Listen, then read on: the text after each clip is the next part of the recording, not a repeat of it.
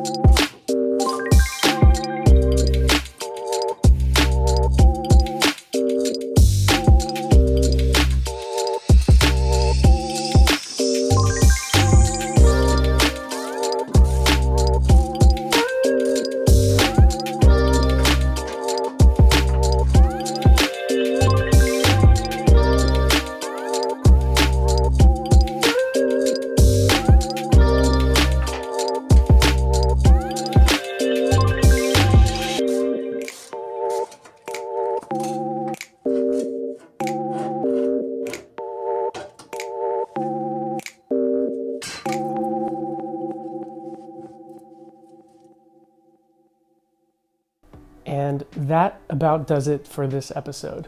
As you might have noticed, I wasn't actually able to take the differential, drive axle, and PPF off independently. They all had to come off together. And that was due to some seized nuts, some rusted on bolts, and a bunch of other struggles that ultimately prevented me from taking them out as individual pieces. Thankfully, that won't be a problem because I have a new PPF, a new diff, and a new drive axle all going in to Mama Miata once we finally get her completely disassembled, the rust repaired, and a new paint job taken care of. So that's gonna come in the future. We've got many more episodes between now and then, but the plan is to continue and take off the transmission in the next one. So with that, this has been another episode of Zak Does It. If you've been enjoying this journey, or if this is your first time making it all the way to the end of this episode, be sure to like and subscribe if you're enjoying the content. Until next week, I'll see you on the next one.